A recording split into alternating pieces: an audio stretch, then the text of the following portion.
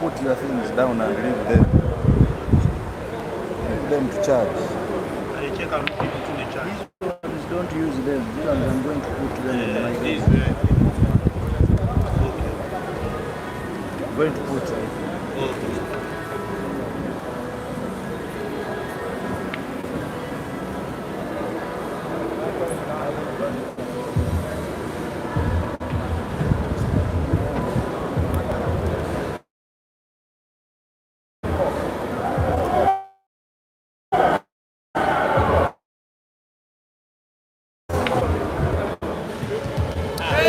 Dear lovelies, just stay tuned.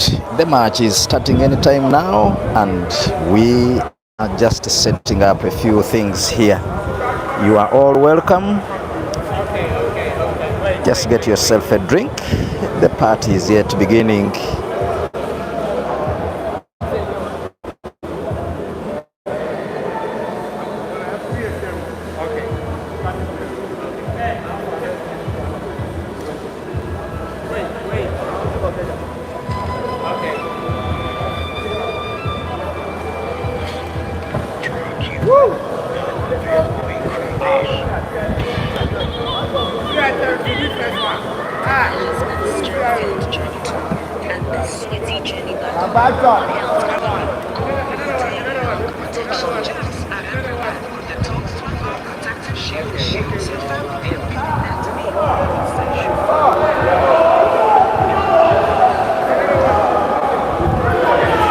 Microphone check.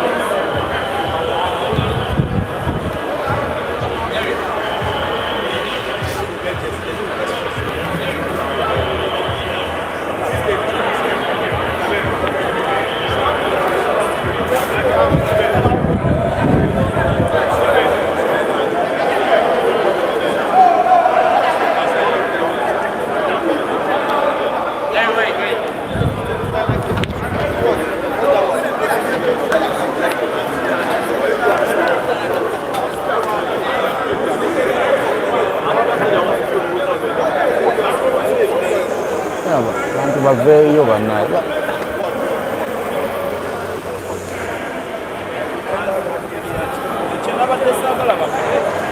Oli yabadde awuminga naye naye kiba nti nno kati yaliko oba ateesinga mmeeza efaanana ekyayisoke ne wabasi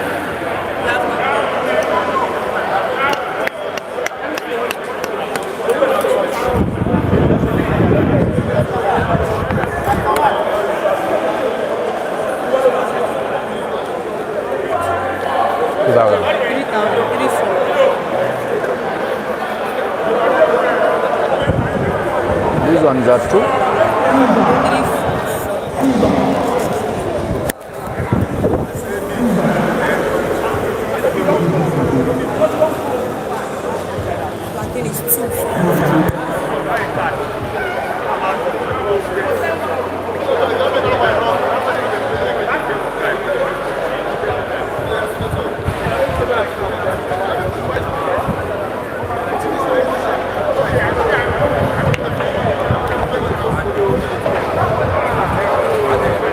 How much is the other juice? That one. You don't know. Now you bring me how much? You bring. Huh?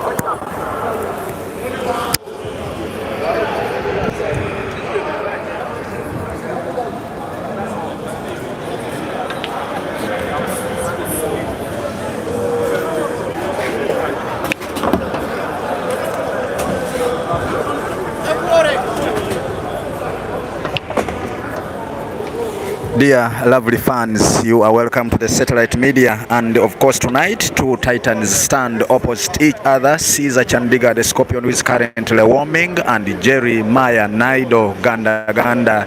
The two are meeting in foreign soil here in Surilehe, Lagos, Nigeria, where they are going to be battling each other for a Rest 21 and $5,000 match. This is a big battle, and we just want to ask you to settle, get your chews, get your juice, get whatever, get your popcorns and get everything. Remember to share the live so that everybody is a witness to this. Here we are on table one. The match, Caesar is warming, Jeremiah has already finished warming.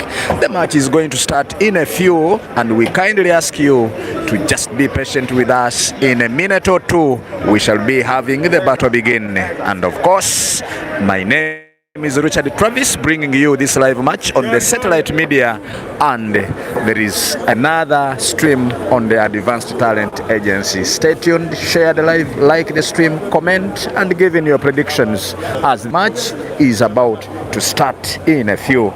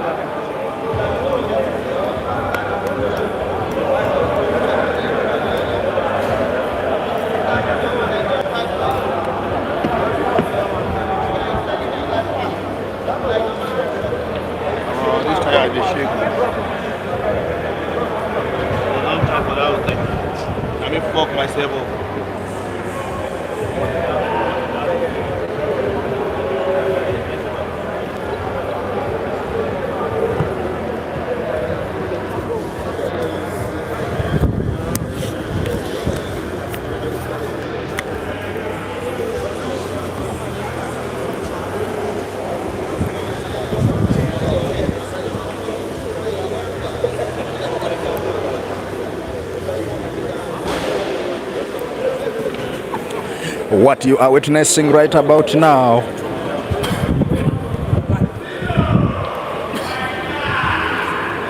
is the warm-up session for Caesar Chandiga versus Jeremiah Naido. Two titans. I am taking a little bit of hard paper here in preparation for talking. And I want to assure you that it isn't going to be a walk in the park. Two titans at opposite ends of the table, not merely chasing balls into pockets, but pursuing legacy one frame at a time. Caesar Chandiga versus the Scorpion. Advanced Talent Agency versus Big Kel's Pool Management. When giants collide, it is always the scoreline that becomes secondary. And what matters always is courage to stand, the patience to endure, and of course the nerve to port when pressure mounts.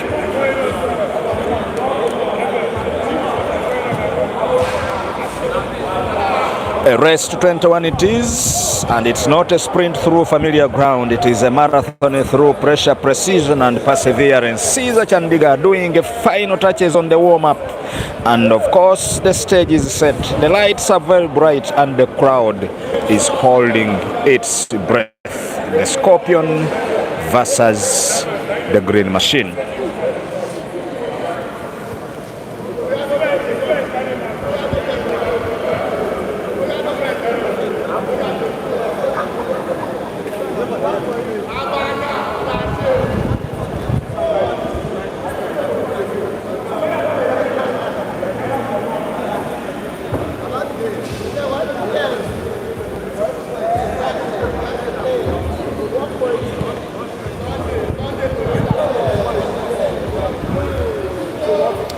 The Scorpion from Uganda, and from the hills where the mountains of the moon are located, and where of course the morning mist lingers, comes a warrior with steady fingers, calm as the Nile in its ancient flow, yet fierce when pressure begins to grow. That is the Scorpion. He carries the pride of 1,000 cheers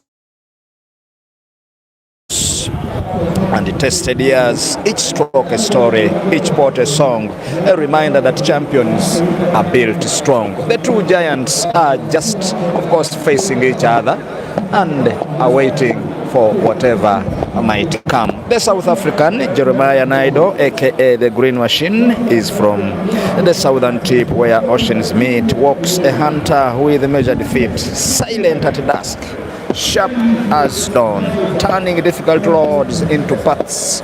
And of course, he has won several battles against the Scorpion himself, with the recent ones being 3. I want to witness what will come versus South Africa. The power of Africa meets the Rainbow Nation, a clash of skill, pride, and determination, where of course legends are measured and how they fight. The two opponents, neither each one of them seeks mercy, neither fears pain. Both have traveled too far from the journey in vain. So let the balls roll, let the cues sing clear, for the greatness itself has gathered here. My name in audio to bring you this live match, the match for history, the match for pride, a race to 21, the match for the money, the match for Advanced Talent Agency, for Big Kel's Pool Management, for the fans, is Richard Travis Mokisa of the Satellite Media and Advanced Talent Agency.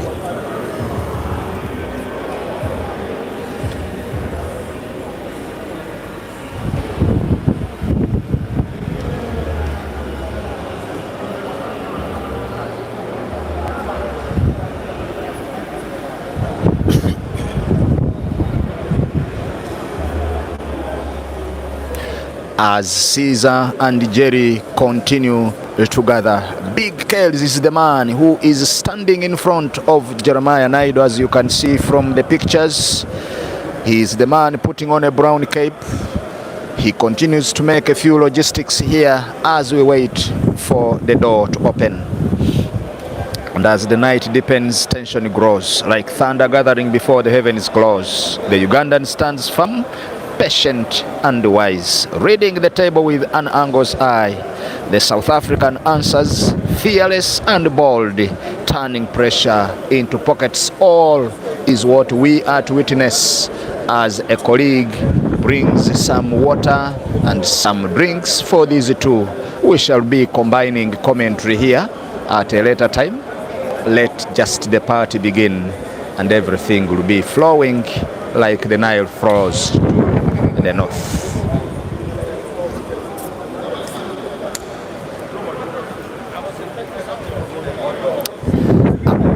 Part of these players, I want to assure you that the Scorpion from Uganda carries the rhythm of the Nile's long tail, and Jeremiah Naido carries the spirit of the Cape's strong gale. Frame after frame, we are yet to witness. There has been no break, there has been no shot, there has been no toss, but just preparations here. We are streaming live from Lagos at the Inido Stadium, just close to the pitch where the JJs, Okocha, the Kanu, the Taribo West of that time, the players like the Babangidas, for those of you who are not Genesis, but the millennials, you can remember Taribo West, JJ Okocha, Austin, Babayaro, Celestine, of course. You remember those two players. Just in case anything comes out with a few logistics, we are just here for you. Kindly stay patient. We started these live streams a little bit earlier, but the match is yet to begin.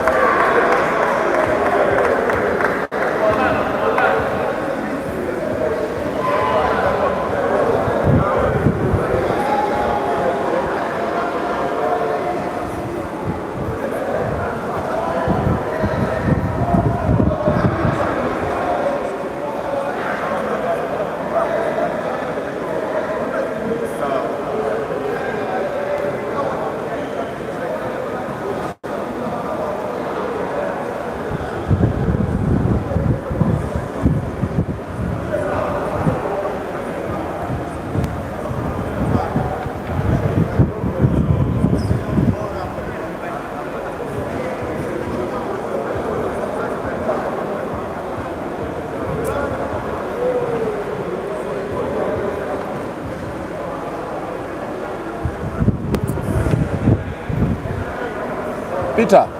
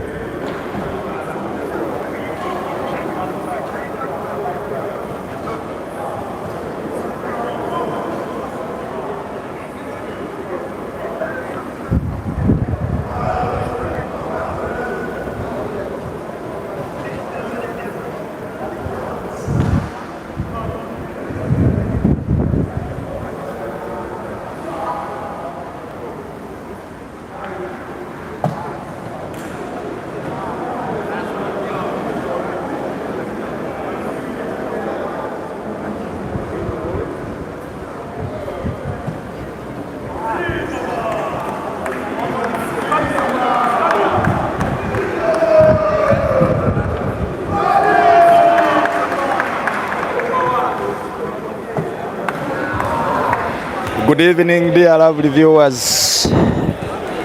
Let the party begin with the confirmation that audio and video are clear.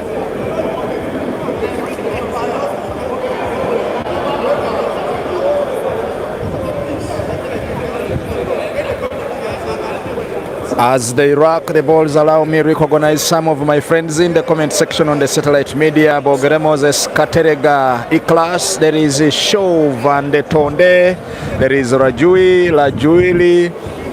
That one says that it will be 21 for Caesar, 18 for Jerry. Bogere Moses, add water in the paper. Thank you.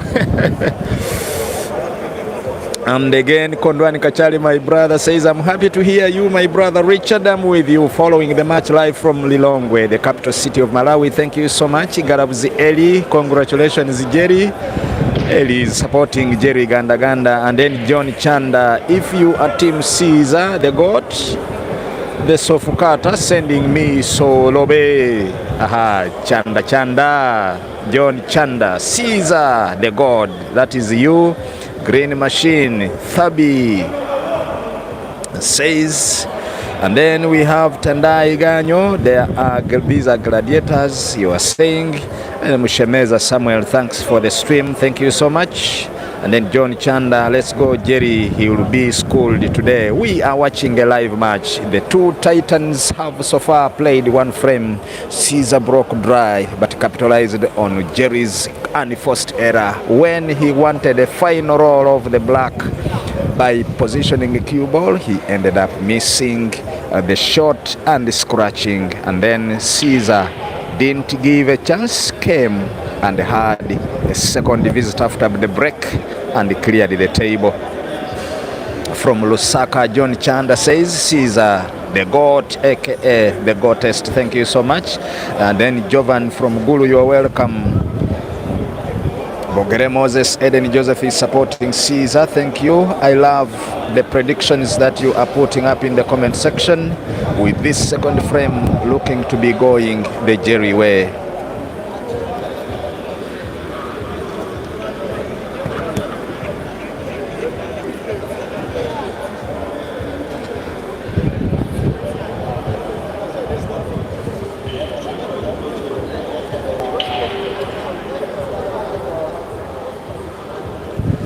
And then on the Advanced Talent Agency, I see comments from Nathani Nango, says, who is Naido? It's Naido. Okay, we are going to edit that one, don't worry. Here we are. And Jeremiah Naido, that one is done. And so far Caesar has one.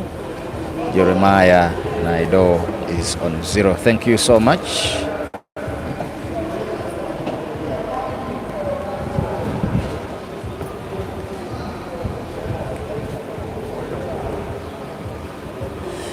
We have Chiromira. You're saying Battle of Titans. Tawanda Ndau. Someone tell Shehu to get a pen and take notes. Austin Frederick, you're welcome. Ruben Simon, you're welcome. Team Innocent, thank you so much. Scorpion Media, Caesarman here in Uganda, thank you. The Advanced Talent Agents, keep your comments coming in and your shout outs and where you're watching from. We shall be reading them out.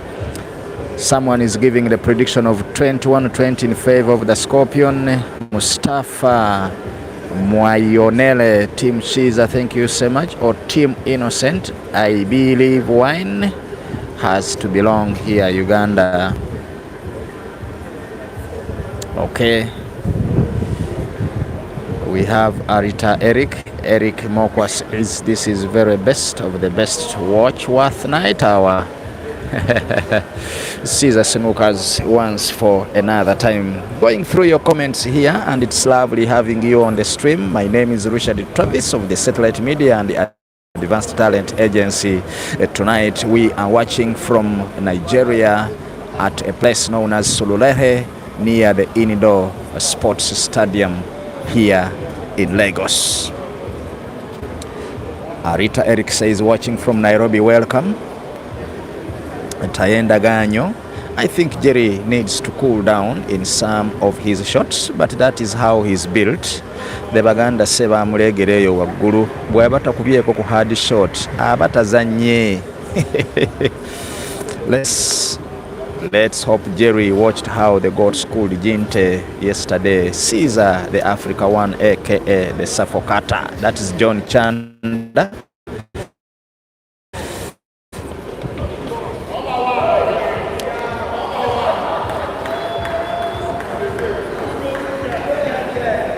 I would love to say the rest is bread and butter, but let us wait to see the Scorpion port the last 4 yellows to their respective pockets, as we can say the table is full of ducks. Team Caesar, Jowishi Cubs, Ochaya Richard is saying he's from Gulu supporting Caesar. Thank you so much. Tendai Ganyo, he says Swahili jumped. Let's go, Caesar. Tendai Ganyo is supporting Caesar. Thank you so much. I love you all, guys. May God bless you for keeping me company. As Caesar rolls to the center pocket and ports and registers a second for himself as Jerry keeps on making unforced errors. 2-0 in favor of the Scorpion.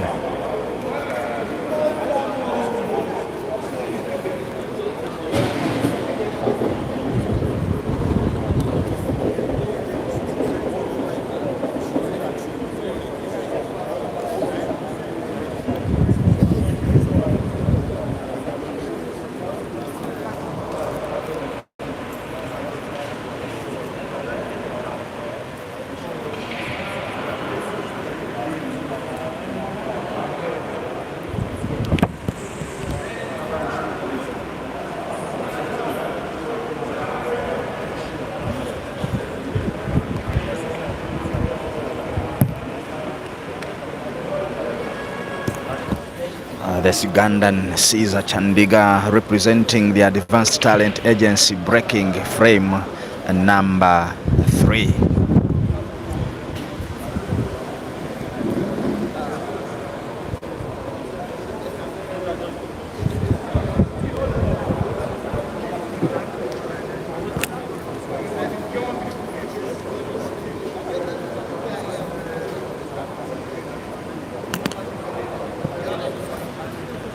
The first break was for the Scorpion. He broke dry. Jerry nearly won the first frame, and the second frame belonged to Jerry for the break. He broke and remained with only one red. That looked a little bit a problem for him, and he failed to clear the table. The Scorpion again utilized, after snookering him, and utilized the 2 shots and had to sweep the frame. It is now 2-0 in favor of the Scorpion.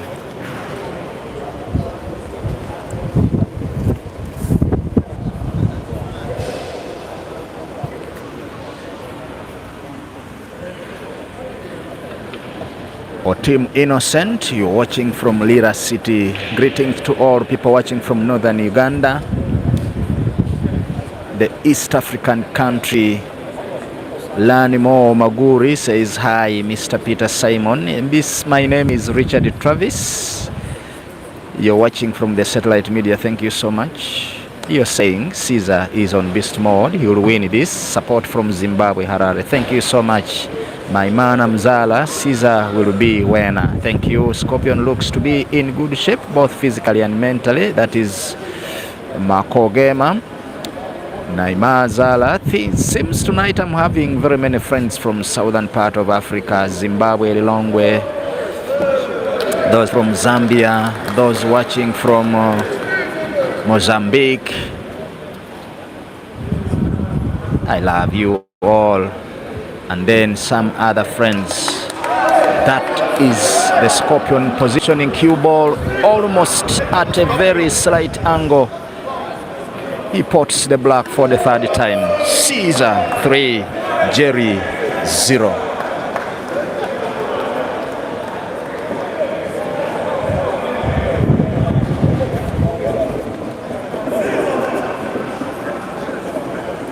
Zimbabwe will always be here. Tendai Ganyo says Omose Ochora Slam from Kitugum supporting Caesar. Thank you so much.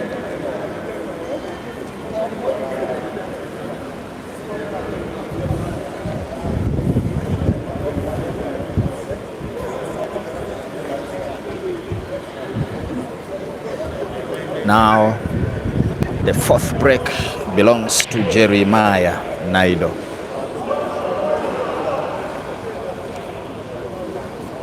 Jeremiah Naido breaks dry. So far 2 breaks from each, and each one has broken dry and also had a successful break. Caesar will never have mercy tonight. Tendai Ganyo, thank you for your comments. Keep them now. Predictions all the way on the 2 channels, the Satellite Media and the Advanced Talent Agency, with the same exact commentary from Richard Travis.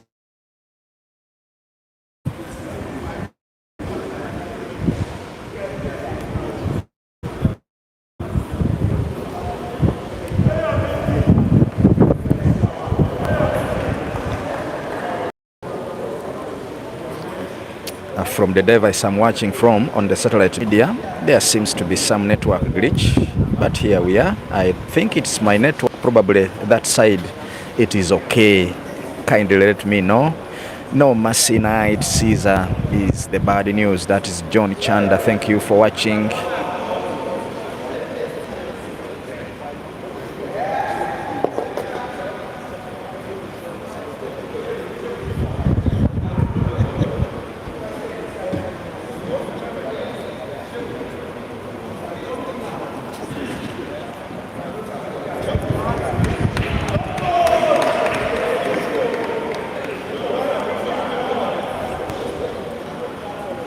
Uthman Valley, thank you. You're in support of Caesar, and you say Caesar plays with such finesse. Keep the comments coming in, keep the predictions coming in, as this has been a hard to finish frame. Now Caesar man invites Jeremiah Naido.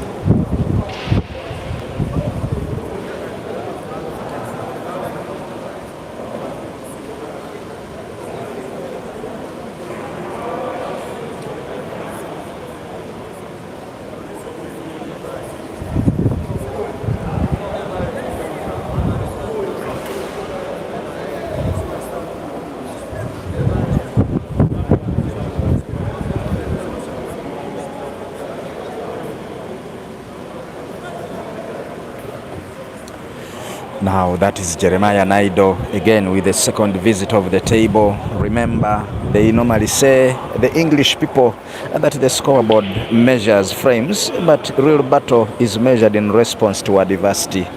What is Ganda's response to the 3-frame lead right about now in frame number 4? They normally say a strong start is a gift. The wisdom lies in treating it as a responsibility, not a reward. And in long races, momentum is a visitor, not a resident. The player who understands this remains humble in success and hopeful in struggle. 3 frames ahead, Caesar has gained ground, but every frame begins at 0. And that is Jeremiah Naido again with a failure to clear the table. I think he's still looking for how to get himself a first, and then maybe his running and attacking mode will be unleashed.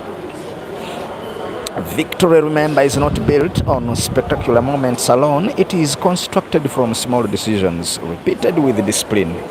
The player that will repeatedly draw those patterns tonight will be a successful winner of this current battle in Lagos.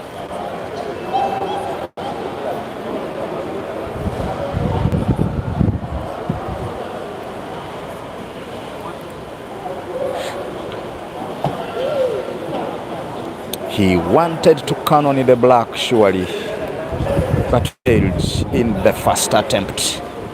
Now this one must be played with the left spin from Caesar's view to Cannon. That cue ball, that black, already done and successfully done, and receives an applause from the fans. The Scorpion.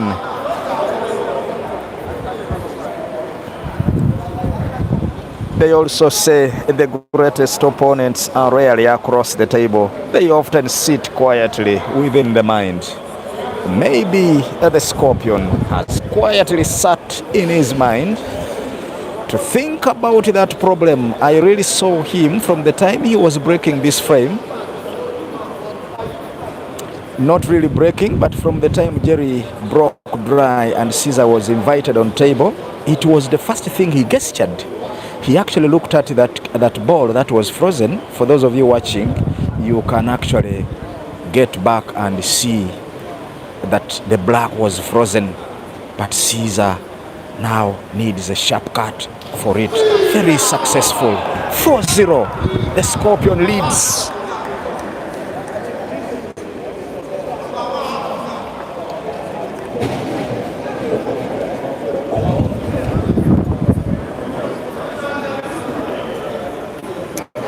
Amos Chora says Caesar seems to be 2 feet tonight. And someone says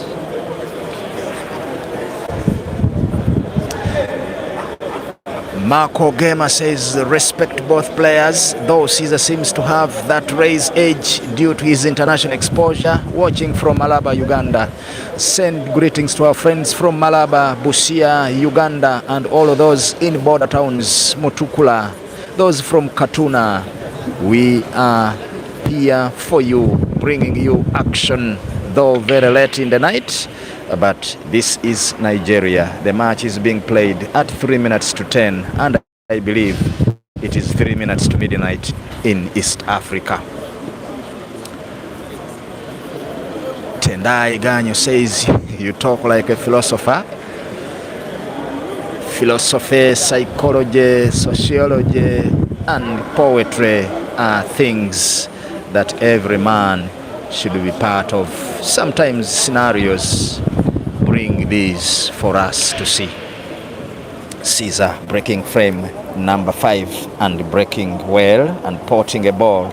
His first break is the only break that was a dry one. So far, 3 breaks for Caesar, 2 breaks for Jerry.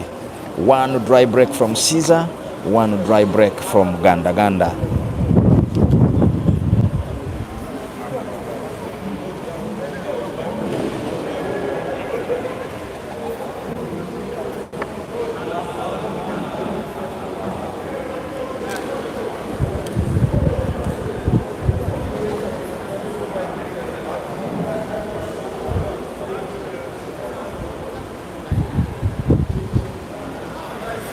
Later in the day, I will be speaking with Shehu. Shehu is the one playing Caesar tomorrow.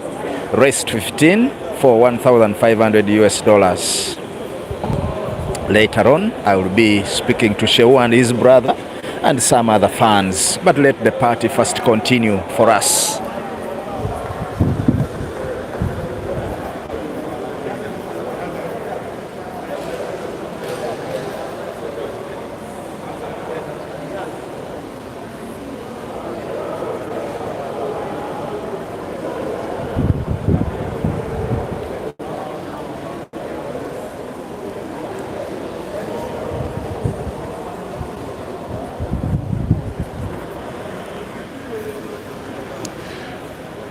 Team Innocent says Eternal Pool Arena in Mukono, it's also supporting you, Caesar. Thank you so much, Eternal Pool Arena. And our former national captain Habib Sebuguzi, I am sending you shout outs and also sending greetings to all of the members of the Pool Association of Uganda EXCO, newly elected. Rogers Semanda, from wherever you are, the General Secretary. I believe now the office is on your shoulders, the whole association is on you. Our records keeper, our General Secretary, Rogers Semanda.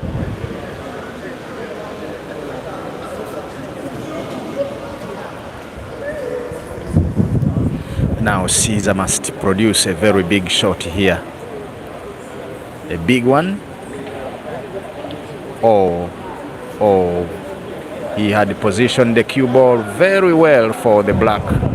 But I think if he was to play simple, he wouldn't have gotten cue ball for the black. Jeremiah Naido jumps off his seat to attack the well spread table. We can say the table is full of ducks, full of balls that only need a simple tap in. There he goes, having in mind the two reds that are seated close to Caesar's yellow. I believe he wanted to use that shot to have an opening. I think if he cuts the yellow, he cuts the red, he will be opening the frame, just like that. He pots two balls at a go. Caesarman now must be in worry because Jerry Naido is beginning to produce magic here. And he won't be forgiving that shot. He will be hitting it hard as he normally does. He does it with a draw to position cue ball for the black to register in the book of the tax collectors. Though late, he comes, he responds, he brings the first. Jerry 1, Caesar 4. Rest to 21, $5,000 consequence. Genesis Bruce Wenje says direct from Ray's Arena Kauku supporting Caesar. Thank you. All of the arenas along Entebbe Road starting from Luki's Arena, Victoria Billiards, Pool Garage Entebbe, King's Sport. There is also an arena called Nachuogo Pool Arena. There is Kasenyi Pool Arena, Jacinto, to mention but a few. I want to wish you all a nice watching and a nice match. Thabiso Ndioni says Jerry, they are supporting Jerry. Ganda to break. Yes, that is Ganda's break. A third break from Ganda and a second dry one from him. So far, 6 matches played. 6 frames played.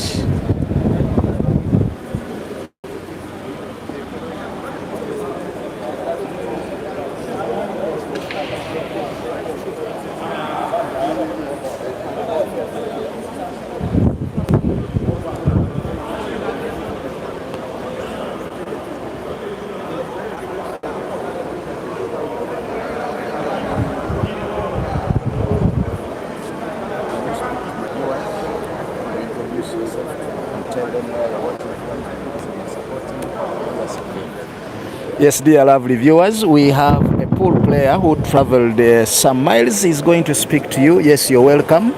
Oh, okay. I'm Emmanuel Pinto from Ghana. Emmanuel Pencil from Ghana. Yes, please. Can you mention to us, the viewers on the Satellite Media and Advanced Talent Agents, would like to know which players did you move with from Ghana and how many are still in the tournament?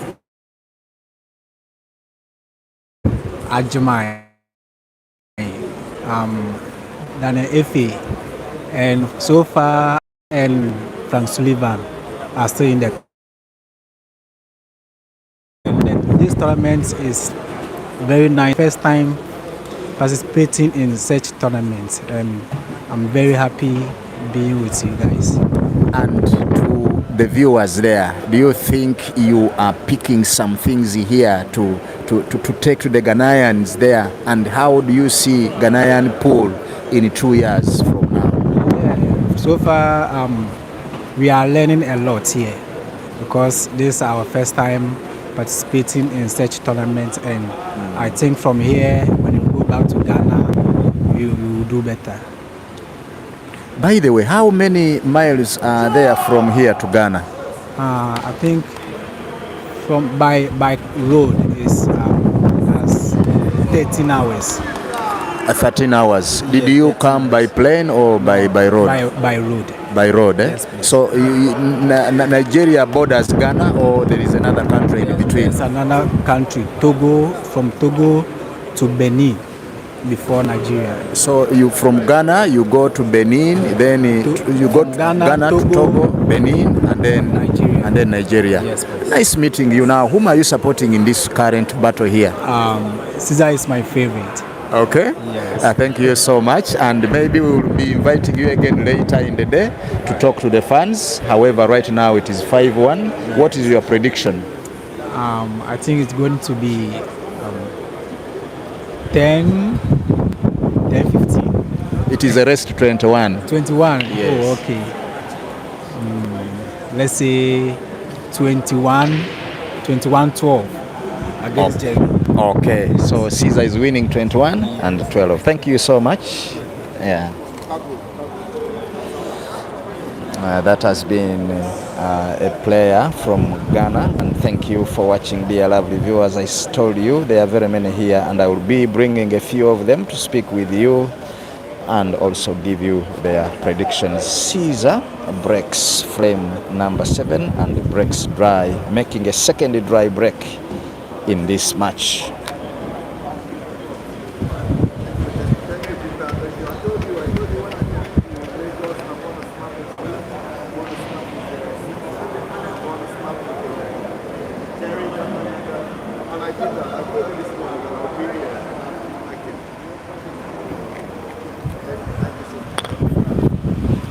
Bello, you're supporting Caesar from Drums and Barrels Beach, Pool Arena, Ghana. Yes, there has been a fellow player here who has been speaking with us and to us.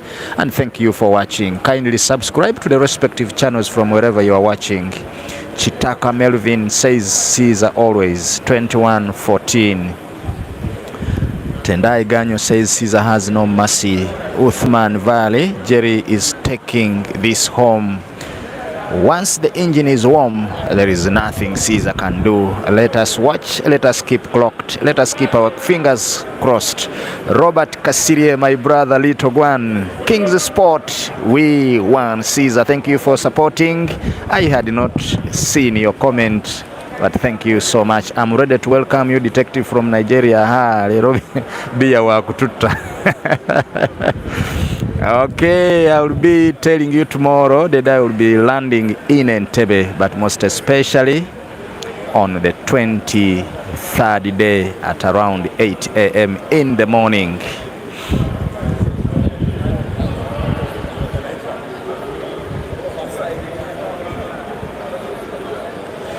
I would like to request those who are sending the Scorpion messages on his phone. Scorpion is on table. I see a lot of vibrations.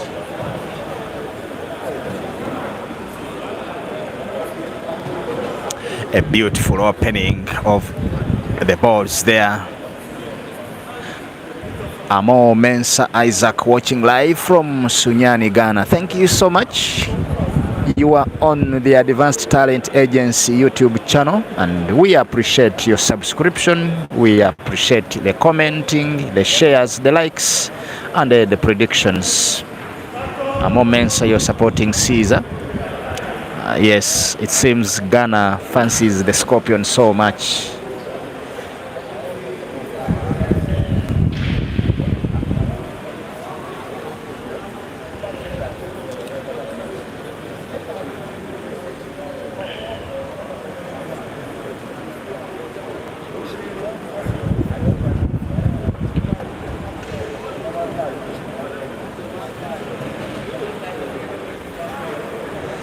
There is a little bit of tricky shot that Caesar has played himself into here. Let's watch what the outcome will be.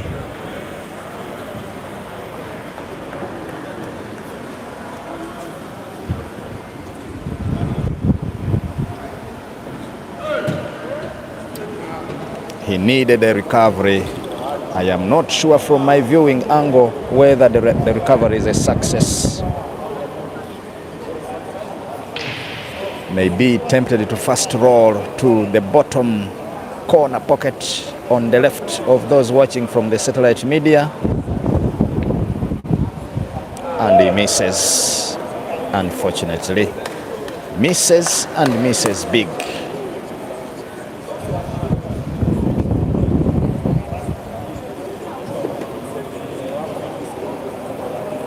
Sometimes those misses come when one wants to find a perfect cue ball for the next shot, and that is always what the Scorpion does.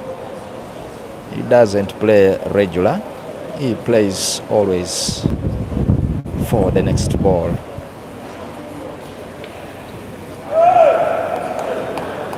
Kasire Robert says, Caesar, we go, bro. Thank you so much.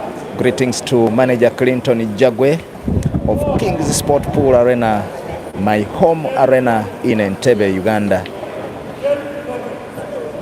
And greetings to the usual suspects of that arena. Manager Yusuf Balio Kwawe. Today, for the very first time, allow me send shout-outs to King Saha, the musician from the country of Uganda. One of those that I know who is in the struggle. When we talk of the struggle, Ugandans understand that better. However, this isn't a political show.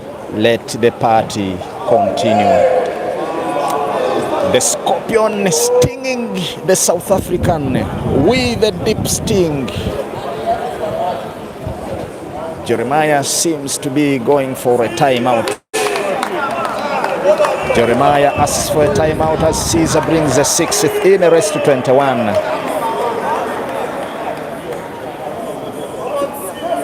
It is time now to go through some of the comments. Keep them coming.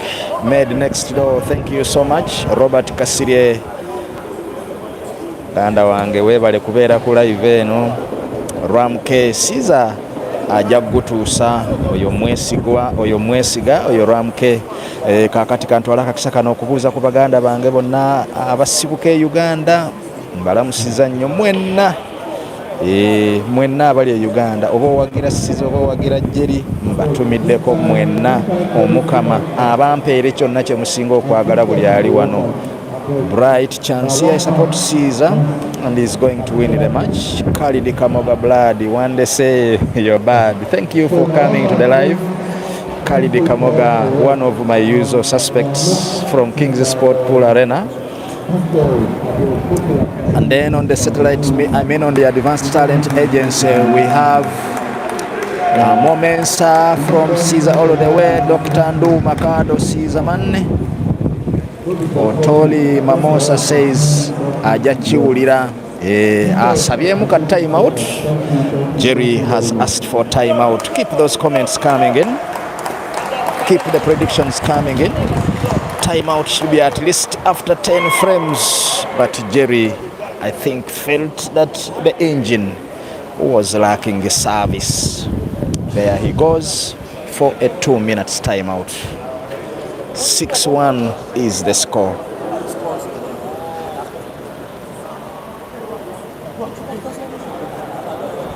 Genesis Bruce Wenje says we organize a match between us streamers.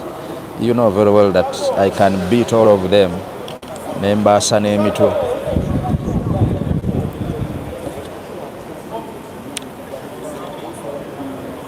But my fellow streamers are listening. Anyway, it was a joke. Okuba Semitwe wasn't necessary. Very soon I'm going to call out that we have a platform for streamers. I will be posting that very soon. We want to invite Francis Mukwekwe, Peter Chove, MC Terminal, Network Admin, Martins, who is currently not in the country of Uganda, and very many others. The next time we find ourselves together, either in Kenya for Muchana, or Chu Masters, or Queens in Zambia, we shall be having our first battles as streamers. Genesis Bruce Wenje says pool is pool, Mr. Detective. Tezikoma John says the beast mode is activated. Scorpion King, Appleman will beat all of you. Oh, I had forgotten Appleman. Appleman muluma bulumi. I can sinuka Appleman. By the way, Appleman, if you're on live on any of the streams, kindly let me know.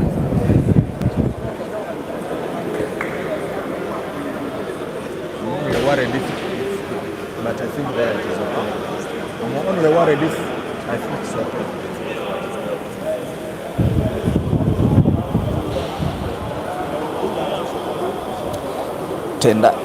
Tendai Ganyo says, I drink 2 quarts of black label to warm up my engine and clear my mind. Tezikoma John, you're saying Appleman tasobola, Appleman can't. Bogere Moses says, and Evan Zokacha is too good. Yeah, I know Evan Zokacha, fellow commentator from Kenya. His home is Muchana, I think. Hopefully on Monday I will be with him in Nairobi. I am Sadat from Gulu City. I support Caesar. Sekago Sadat, thank you so much.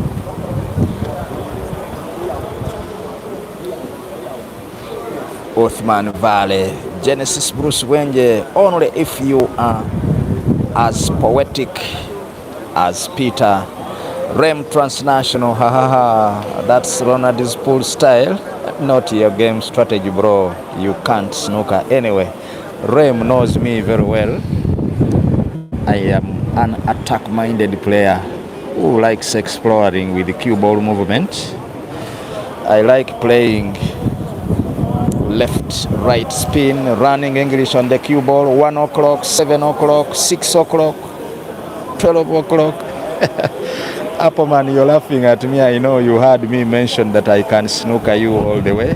Anyways, welcome on the stream. Edward Kato from the Advanced Talent Agency YouTube platform. You're saying what is happening now? Yes, whatever is happening now is that Jeremiah Naido Ganda requested for a timeout to go and charge his engine. He's currently out of the table, and you know, with the rules of timeout, once it has been granted, the opponent is supposed to sit and leave the table. Otherwise, if you are found playing, you lose a match or you lose a frame otherwise.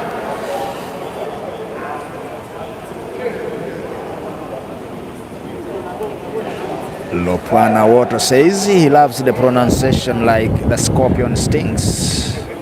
Lake Simaswana, watching live from Lusaka, Zambia. Vamos, Chandiga, thank you so much. Edward Kato, Caesarman will win it all.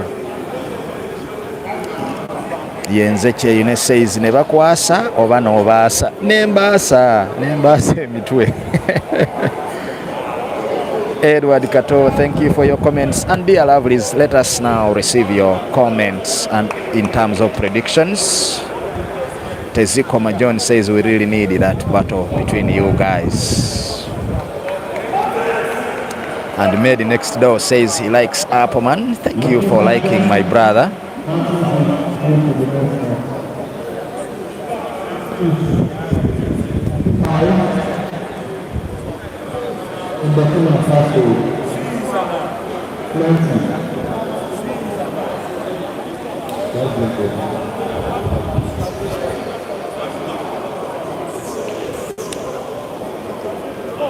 Naimana Mzala, I think you're from the southern part of Africa. You're saying 21 Caesar and Kanda 17. Thank you so much. 21-16, Made Next Door.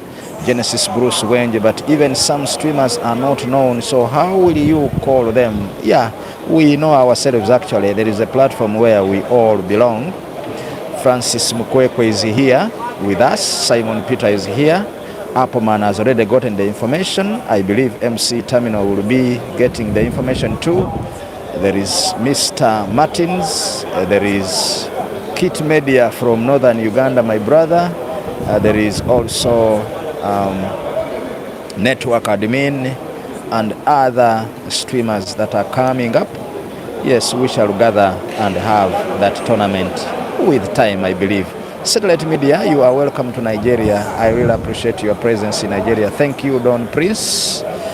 Here I am. Can you bring pepe? I would like to eat some pepe mixed with rice.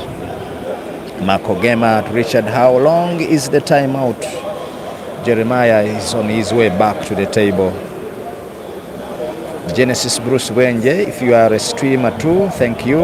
Appleman, thank you. And Made Next Door is reminding us to like the video.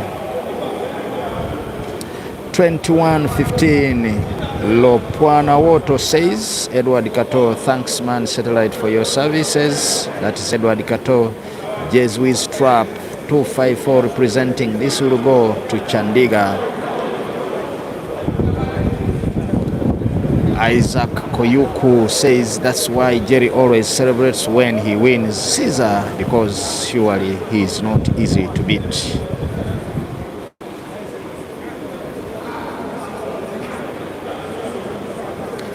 And then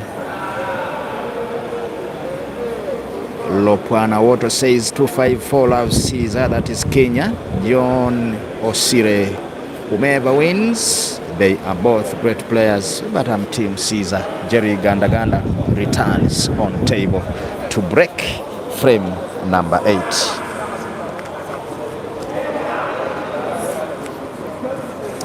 In terms of breaking, each one has had 4 breaks. Jeremiah Naido breaking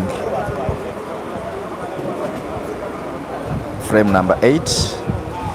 2 dry breaks from the Scorpion and 2 dry breaks from Caesar. 4 breaks for each of them. Jeremiah is sponsored by Big Kale's Pool Management, the host of all the international pool players in Nigeria, and also the one hosting the 64-man international pool clash. The man himself, Big Kales. When you hear the name Big Kales, you may think he's a very fat guy. He isn't, though. He's a very simple gentleman, slender, but he loves pool so much. And that's why he's investing heavily into this. There is also another streamer called Snookers. He's here. And tomorrow will be the climax of this 64-man comp. Habasa Benedict says, we miss you in Entebbe. I'll be coming back. Bonnie Rubowa, Caesar, no weapon against you shall prosper. Thank you for the prayer. I would like also to see and hear some prayers in the comment section for Jerry Gandaganda. It's unfortunate that I'm not in Nigeria now. I am also in Uganda, Don Prince. We don't do hazardous stuff. Genesis Bruce Wenje. Isaac Chwabe, how to say hi in Igbo. Please, someone help us. Some Nigerian watching, help us. How do we say hi in Igbo? Mukala's Ronald says Caesar will win 21-16. Isaac Owuchu says 21-11. Caesar winning.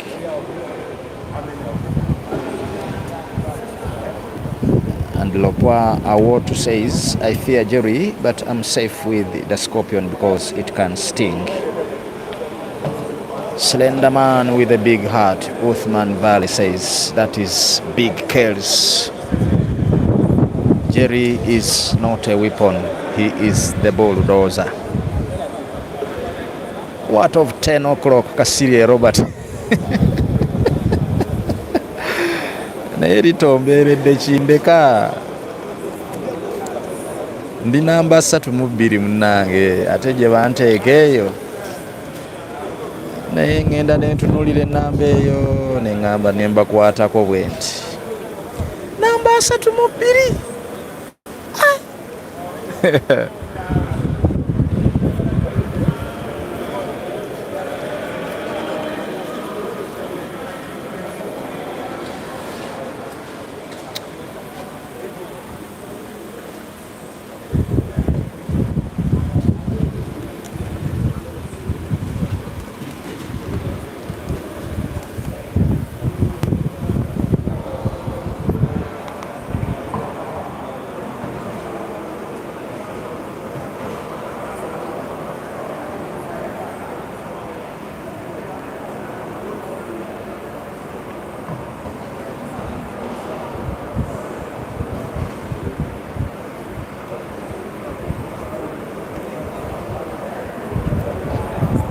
And whenever I see the Scorpion shake his head, I just know that the shot is not an easy one. It may be easy to pot, but to position cue ball, it is direct, and once it is played with a draw, it will only be snookered in the black. Now, the Scorpion is shaking his head. I don't know what he can produce here, but let's watch. There is the shot. and he misses. It was always very suspect because cue ball could not naturally be positioned. There he misses, and there comes Ganda Ganda.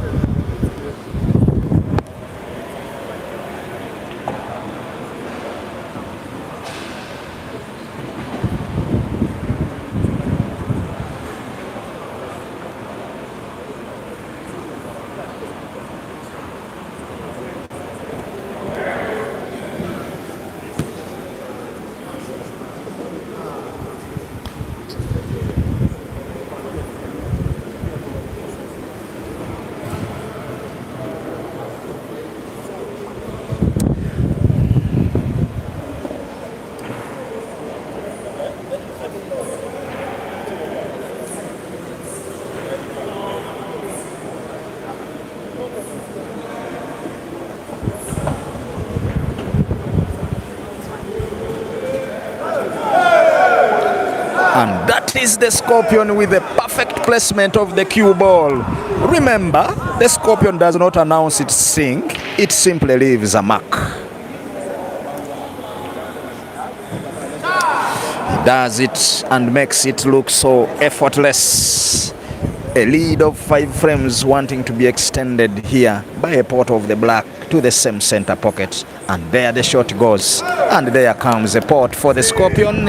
7-1 for Ganda Ganda.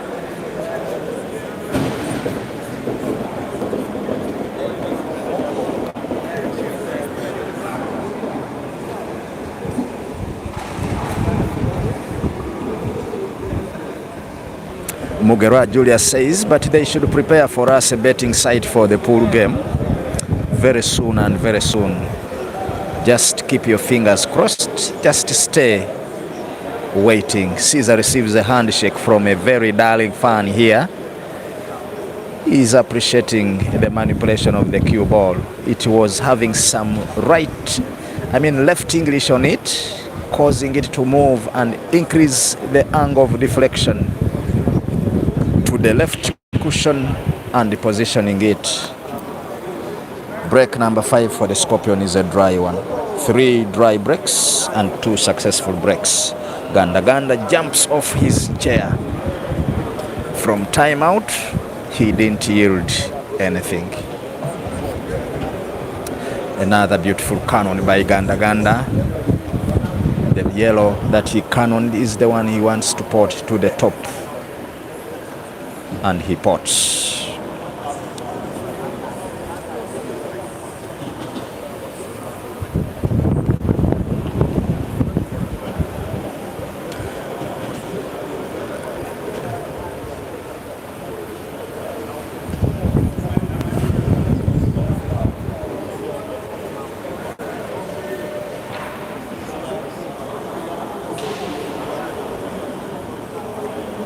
Greetings to Manager Kim of the Advanced Talent Agency, and thank you for making this happen by accepting the Scorpion and facilitating him to come to Nigeria.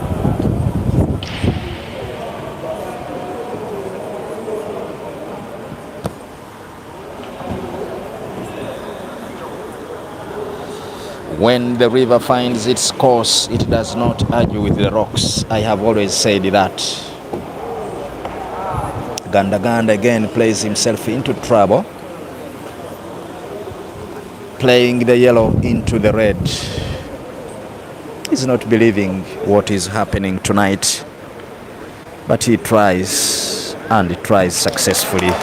Ganda Ganda with the recovery shot, receiving an applause from him. The table has a way of rewarding consistency and exposing impatience. So far, this has been for the first 8 frames. 2 for Ganda Ganda and 7 for the Scorpion.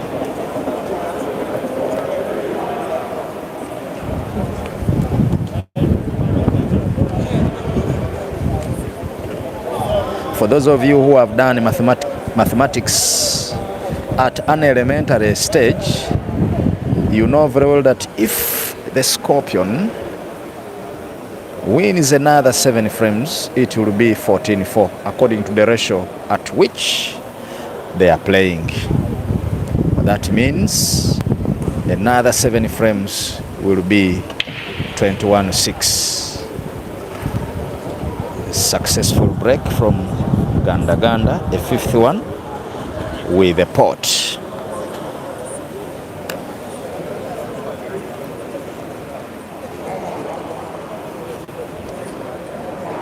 Kasire Robert is writing my number in the comment section. Little Guan.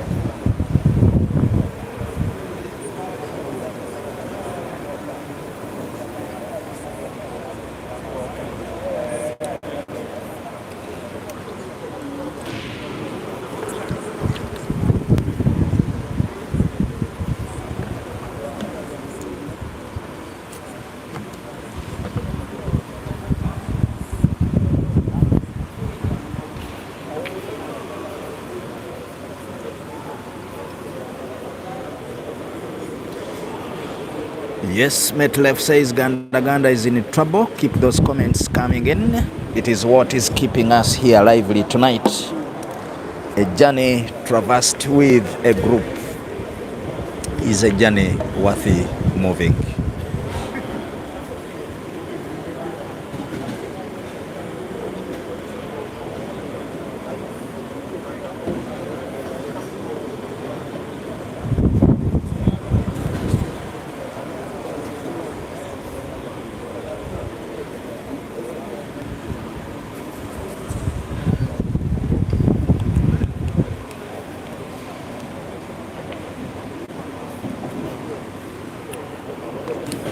One by one, Ganda Ganda finding his rhythm and perfect positioning of cue ball for the next shot.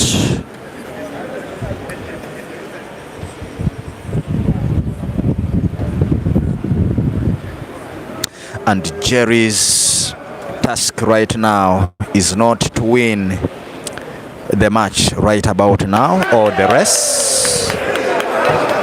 Jerry's task is not to win the match, but to reclaim frame by frame. Even the would have been reclaimed frame.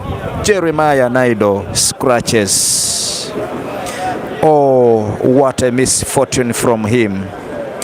I have already said that the table has a way of rewarding consistency and exposing impatience. There was too much movement of the cue ball to a position which was very suspect, and that's what brought about the miss. Sorry, Ganda Ganda.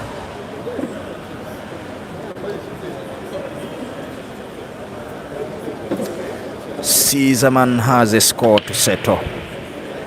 Another break by the Scorpion goes dry and goes begging. Break number 6 for the Scorpion. So far, 2 successful breaks and 4 dry breaks out of the 6 breaks Caesar has made. Oh, my dear.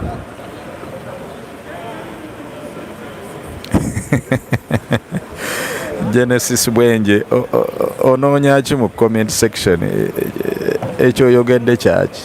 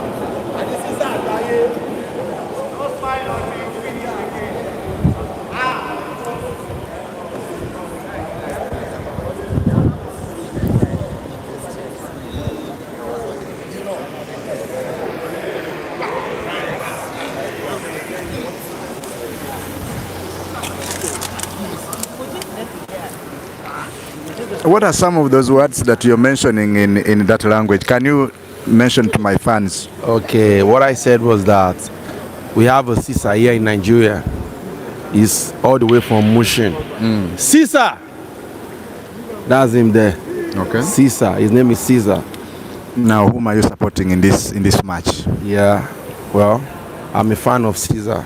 You're a fan of Caesar. Yeah. What is your prediction? Yeah. My prediction is Caesar is going to win the game. That's all. All. Yeah. Thank you so much. Your name? My name is Elias. Elias from Nigeria. which state? Ogun State. Ogun State. Yeah. Okay. Thank you. Yeah, you're welcome. Yeah. Dear lovely fans, Caesar continues to find grip, continues to find efficiency, continues to find class on foreign soil here in Lagos.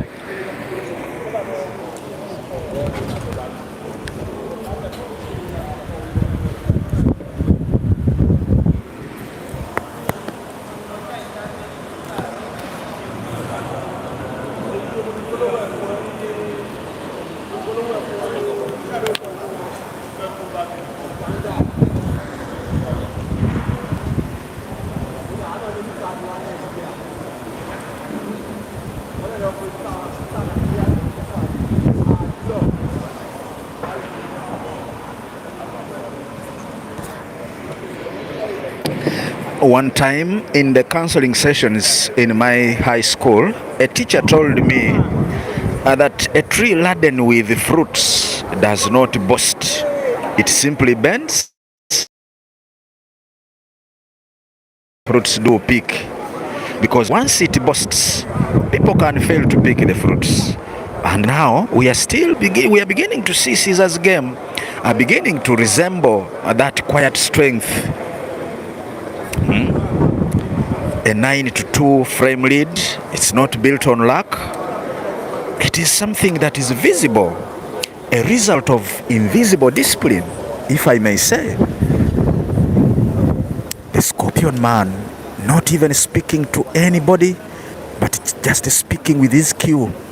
Action on table, potting ball per ball, making those pots and making them look so effortless. That is the Scorpion. He normally pots the hard balls first and leaves the equation very simple to end with. That is him. You can see how he is cannoning, how he is potting. There is a yellow ball next to him. He leaves it, puts the farthest, manipulates cue ball, and positions it where he fancies it. Just like that. And that is the Caesar for you. A little bit tricky now, because he has moved in a position where he needs to use the red as a cushion. If not, then he may lose cue ball. And that is the Scorpion going for the short top right for those on the satellite media, and top left. He uses the red as a cushion.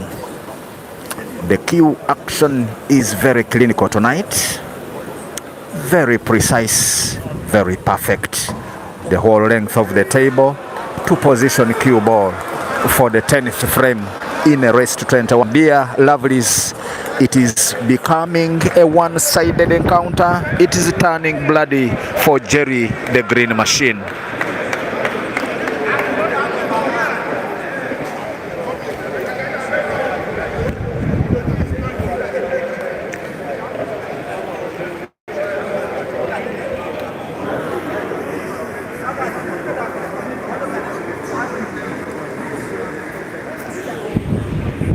Made next door says Caesar has now gained over 200 million fans from Nigeria. I want to assure you, not only in Nigeria but in Ghana, many are on this stream. Others are watching here. Others are on the Advanced Talent Agency.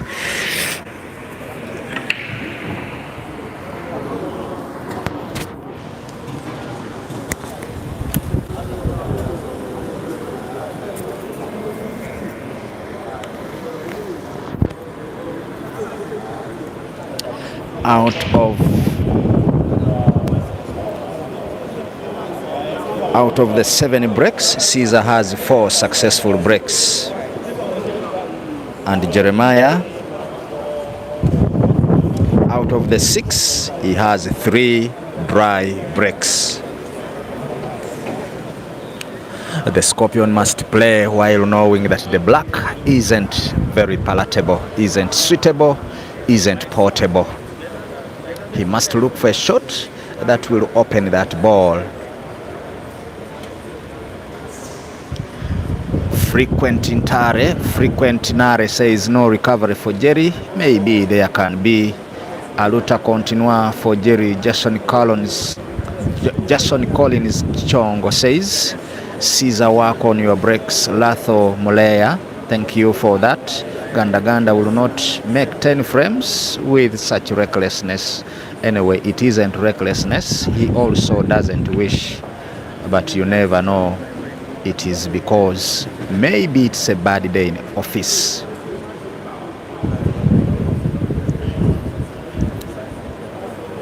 This is no cash out. Someone says the green machine is becoming the underground machine. And Robert Kasirie says Caesar is on fire. Thank you so much, Robert Kasirie. A one little Guan from the Guan DJs. And this time I want to see which shot Caesar is going to play to have the black opened.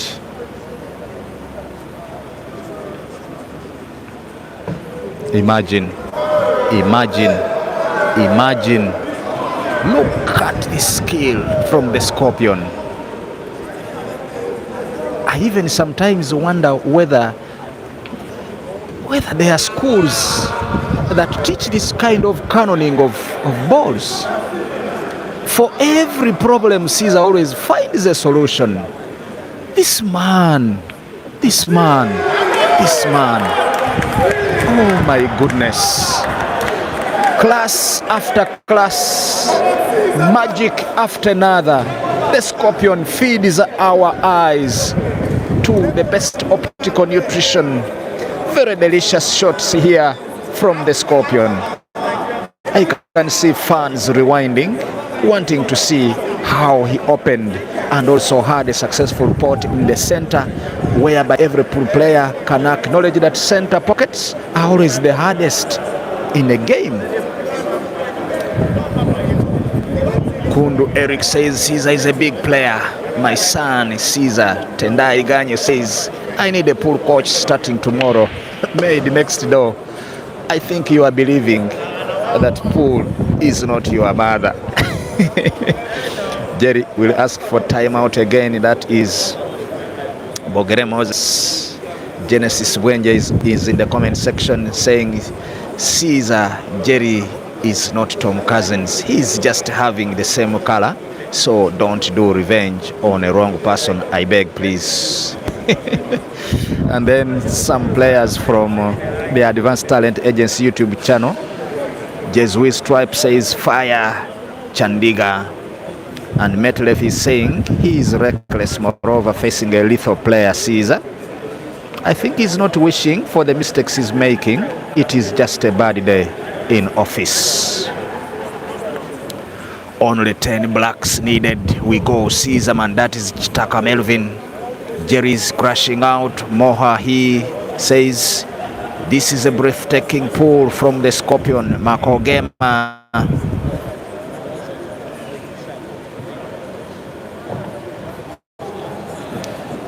Eight breaks from either player.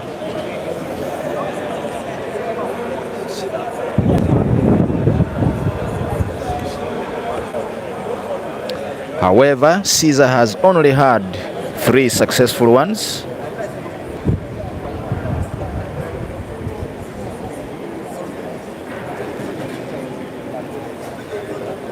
There are 7 breaks, I beg your pardon, from each player. Caesar only had 3 where he broke and potted, and Jeremiah also 3. However, that is the 3rd scratch by Jeremiah in this match.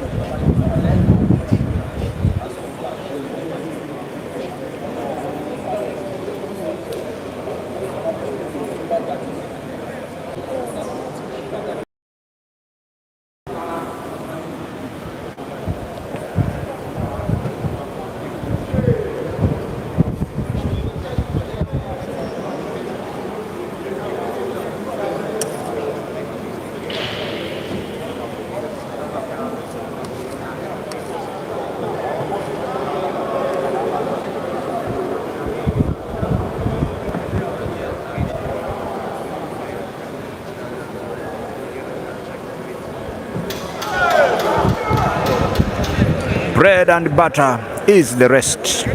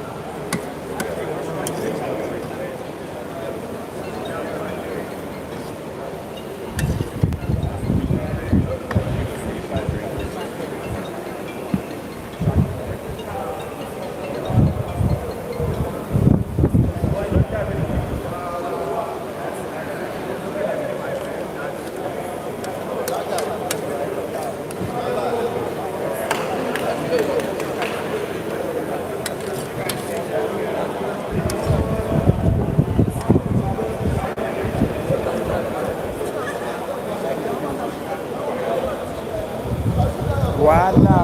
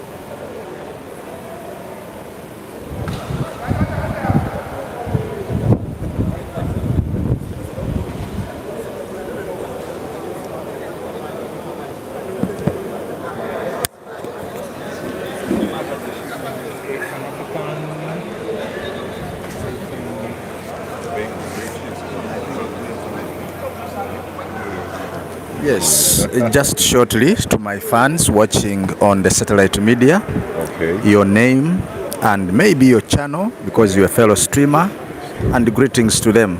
Okay. Nice to meet you guys.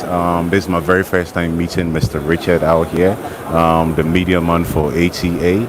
I've also met Peter and the rest over here too. The very first time. I think I missed the Kenyan tournament that we went to. That was a couple of years ago that Diamond came to. And I'm from Ghana. My name is Bubu, mostly known as Q Sports Ghana. You can subscribe to my channel on YouTube and also on TikTok. Maybe probably on Facebook, but we don't do more streaming on Facebook. It's only on YouTube and TikTok that you can find it on. Guys, I really appreciate you guys, man. And this man right here, he's one of the best guy in the system. And thank you for promoting the sport in the western part of Africa. You've done a very big job, actually. Listen, talk about promotion. If I see what you guys are doing out there in the East, whoa, you're putting Africa on the map. Thank you for appreciating. Talk about Caesar himself. You know, you see, my brother is in the UK, and any match Caesar plays in the UK, he goes all the way to the venue and watches. Okay. So when Caesar got here today, I just made a video call, and when he saw him, Caesar was like, "Yeah, I know him. So he's your brother." He's like, "Yeah, that's my brother." He said, "Yeah." He saw him at the Chris Mellon game and also at the Tom Cousins game. That's so great. we love the game. My brothers and all my siblings, we love the game. What's your prediction for this match? For this match? Tell you what, see, Caesar can win this game, but I don't know the margin by which he can win because he's playing very well right now. Since the first game he played was with AN, and it didn't go very good because he had a couple of problems he had to adjust with the board, and we had some lighting on there that was really hurting his eye. Yes, also. it was affecting him a lot. So today yesterday we had to correct all those mistakes and all that, and also set the board well. Myself, Peter, and Francis Mokwekwe, we set the board up. We opened it and make sure that everything was plumbed. Although we didn't get it, you can't get it 100%, but it's far better than what he used before. And he was like, "Yeah, that's fine." So he was able to play very well with Jinte. You saw the margin at which? Yeah, I saw the margin, and I was like, "Is this the Caesar that played Ian?" I was actually asking myself. It's the same Caesar, but you know, whenever your equipment and your board and the stuffs around you is not on point, you need to adjust, and that was what he was doing. He was struggling with it, and I spoke to him personally. He told me the weather here is hot, and I can tell you, you know the weather here is hot. Yeah, the weather is hot. Actually, I can tell you that I'm with him. We are residing in the same house, same accommodation, same facility. And Caesar was like, "I think I need to play my next matches during when it's not very late." It seems being the first day in Nigeria and the weather being hot, he got in some kind of he got affected. Yes, and he was not on his A game. That's true. But I think after settling in and after composing himself and realizing this is the place I've come, I now need to get up and adjust and to it. put up that magical performance. And that is what he did, exactly what Yeah, he did. yeah. You see, for you to be a champion and a very good player, you need to adjust Yes. to a lot of things. And him even adjusting to the weather here, trust me, guy, man, it's fabulous.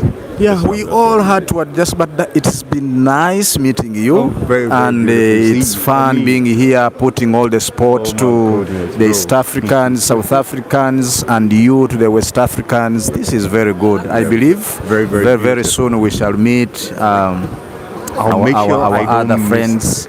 Like at Mchana, there will be Q Masters in Tanzania, there will be Queens in Zambia, Whoa. Queens double elimination in A whole lot. Bulawayo, I think, yeah. Wow. So hopefully we shall again link up. But thank you for whatever you're doing. I would love to meet you again. One Richard. final word for my viewers. Guys, keep supporting Q Sports. Okay, keep supporting our African players. You know, you support everybody. Please, it's not like you're from a different country and you see somebody performing well. Listen, let's push each other. It's one Africa. It's one people. Yeah. Okay, let's push each other. Thank you so much. You're Richard. welcome, my brother. Yeah.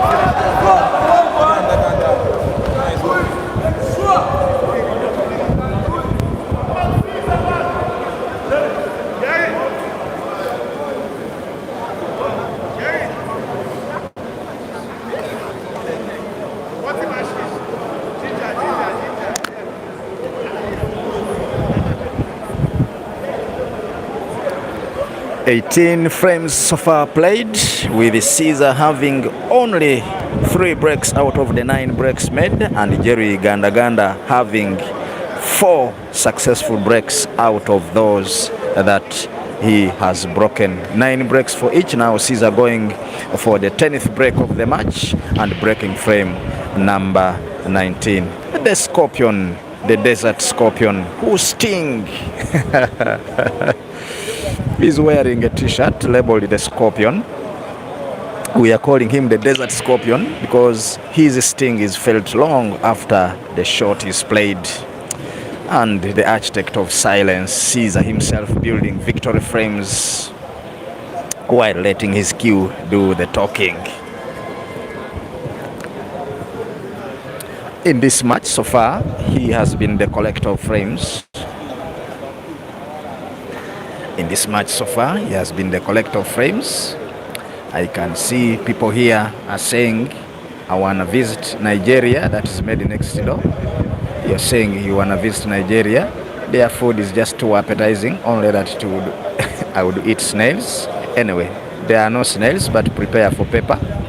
Atang Steven, watching from Manama, Bahrain, thank you so much. Say no to xenophobia. We are Africa, Uthman Valley, thank you. If Bikels refuses to fund the rematch, I know Jerry will stake for himself. Just wait and see. Genesis Bruce Wenje, I think you know the man himself. The Scorpion crafting a map here with his artistry and his arsenal from just like that, using the red as caution. The collector of frames, as is nicknamed tonight, the river that never hurries, flowing steadily, is the Scorpion, applying some kind of left spin on the cue ball, killing its effect. The Midnight Hunter wants to go for a 14th. Now the rest is bread and butter for the Scorpion.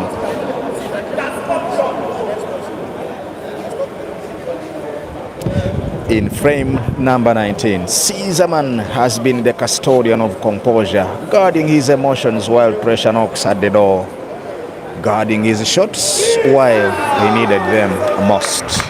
Jeremiah Naido asks for another short timeout once again for the second time in the same match. 14-5 is the score on the scoreboard.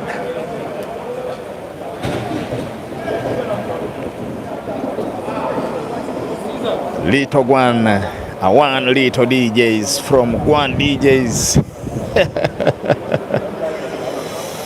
Tadiwana Shechidwala, Jerry will never win from Caesar. Mark my words. Maybe for this match, you're saying.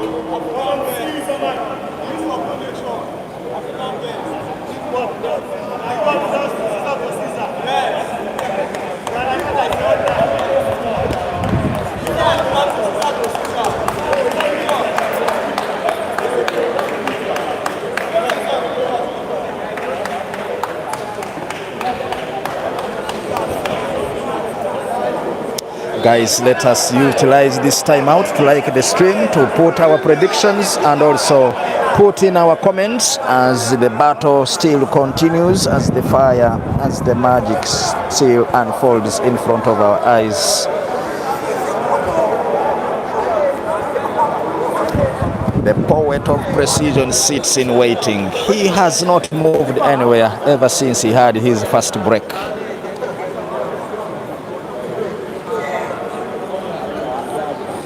There is someone calling him the master of fine margins. Another one is calling him the Scorpion King. I called him the Midnight Hunter. In the comment section, I would like to see your names for Jerry and for Ganda Ganda. Apart from their use or nicknames, the Scorpion, leave it aside. The Green Machine, leave it aside. Let us have some other names for the two players. They are our own blood. We can baptize them. We can become Johnny the Baptists for tonight. The poet of precision, someone has called him the Scorpion King. The master of small margins. Another one calls him the custodian of composure. Another one calls him the Midnight Hunter. I love them. Keep them coming. Keep them in the comment section.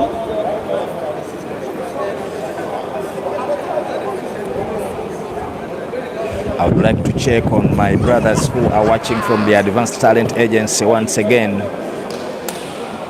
Edward Kato says, but Jerry, why water break all the time? This is the same mess as Jinte. He wants to punish Ganda Ganda for pulling one back. That is Metlef.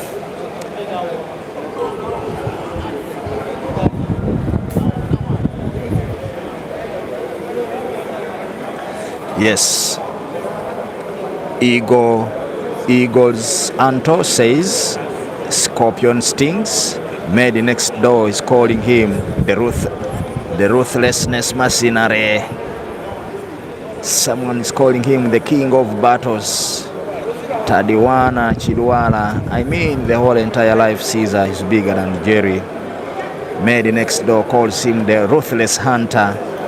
James Chilonzo, the calm sting. Kita Mabunda, they are feeling the scorpion venom. Another one calls him the unforgiving scorpion. It stings you whenever it is necessary. Let me hear some names for Jerry.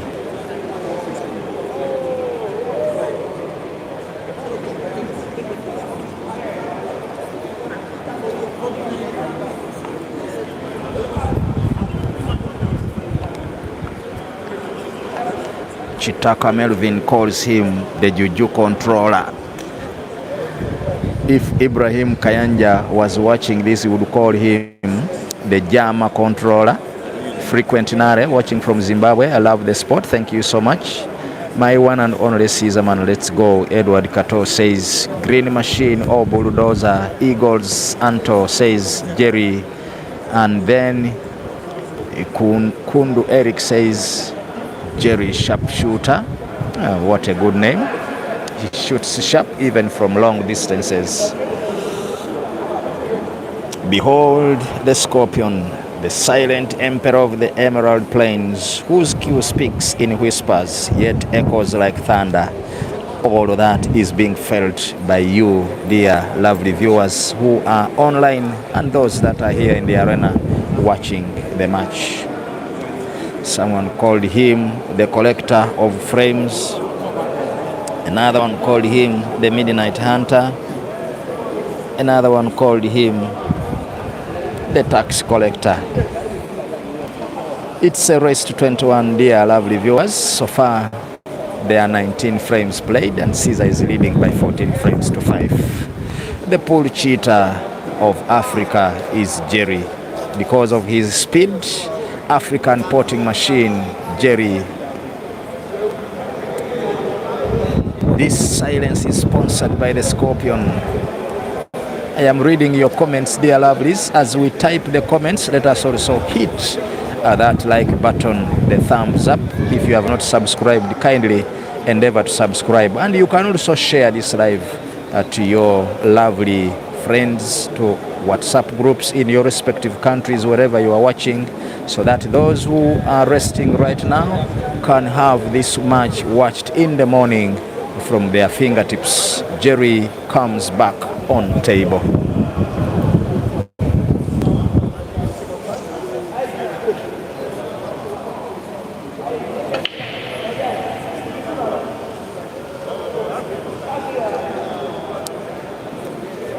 After a time break, Jerry comes back on table and breaks dry.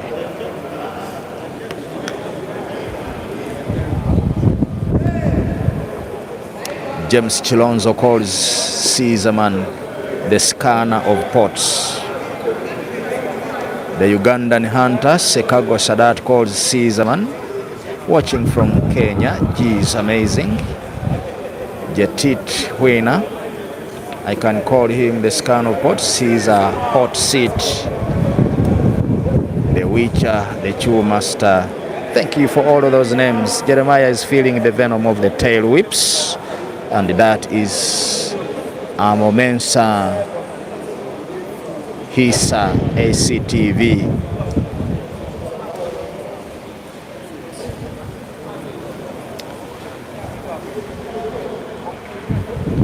Nicholas Singbabile Higambile, he says, as a sportsman, I would like to acknowledge the fact that both players are good. The game, so whatever is being said here in favor of the player leading, I think it is only from the narrative of emotions. Okay, thank you. And it is true, Nicholas Gwenje says.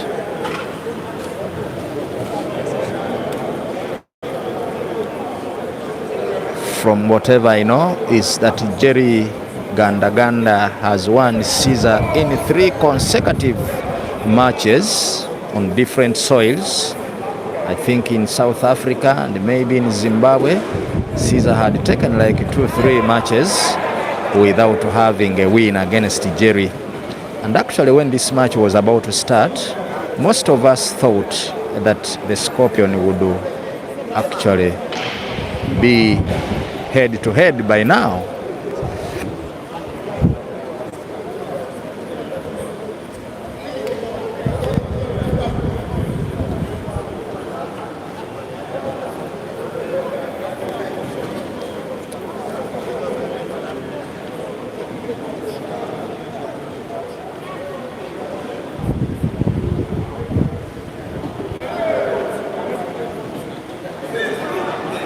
I think there is a passage over the black to the top right corner pocket. For those of you watching from the satellite media and those watching from Advanced Talent Agency, it is bottom right corner pocket. Slight draw shot with precision, made perfect by the Scorpion to port the black and register a 15th in a race to 21.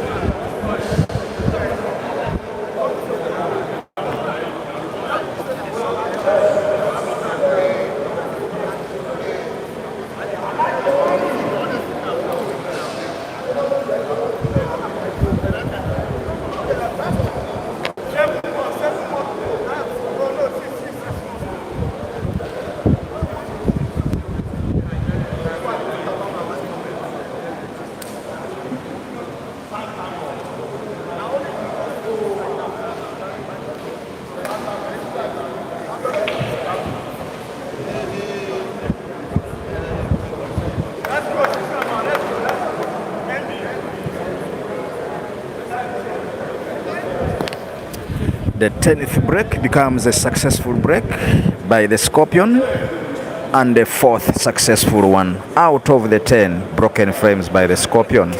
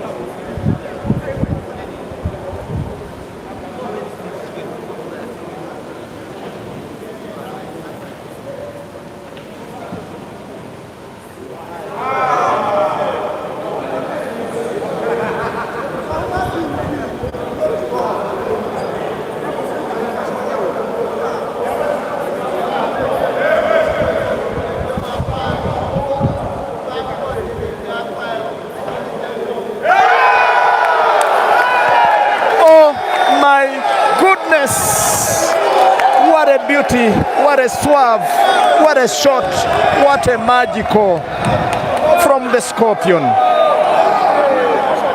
My goodness. Oh my God. This man is unstoppable tonight. The way he has crafted the 16th frame for himself. The Scorpion is a problem in Lagos.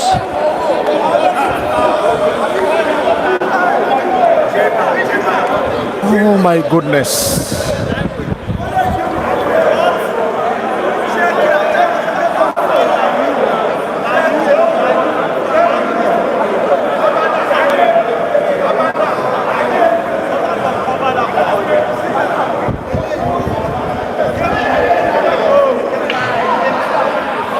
The silence is for us to absorb the shot.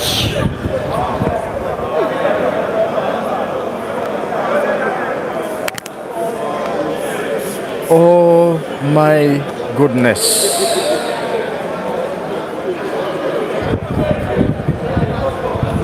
Eh.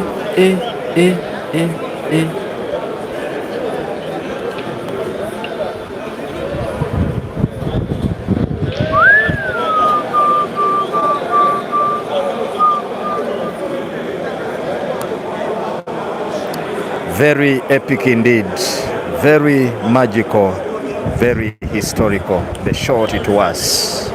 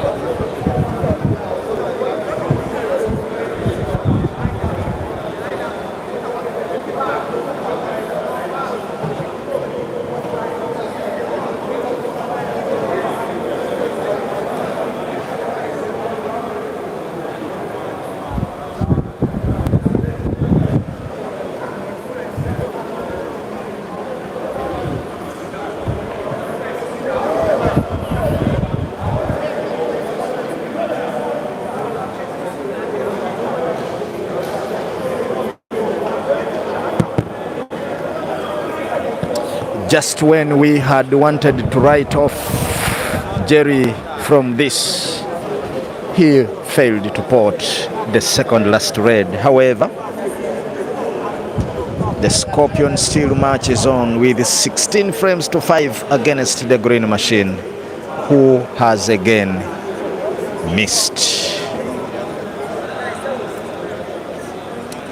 He apologizes to the Scorpion, telling him that he didn't intend to snooker him.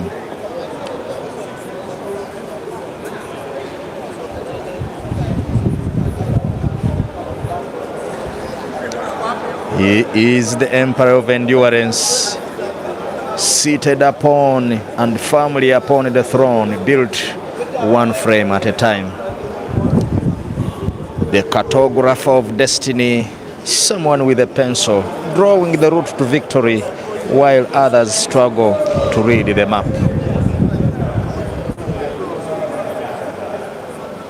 He didn't want to disturb the ball top left corner pocket, only wanted a simple tap of it to make sure that he leaves Jerry in problems.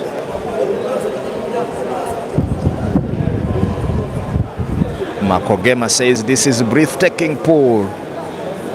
All the way from Kenya, Rhodes, I will call Caesar the cue ball whisper, Jerry the flash mercenary. Otherwise, this is such a nice match. Big ups to the organizers. Thank you so much. Okelo Chris. Anyone after Ian should not reach 10 in any race. Caesar Chandiga positions the black after Jerry's scratch to port it and register a 17th. Big Kales just whispered to Jerry that my brother, don't worry, this is a gone match. 17-5. 4 to go for the Scorpion.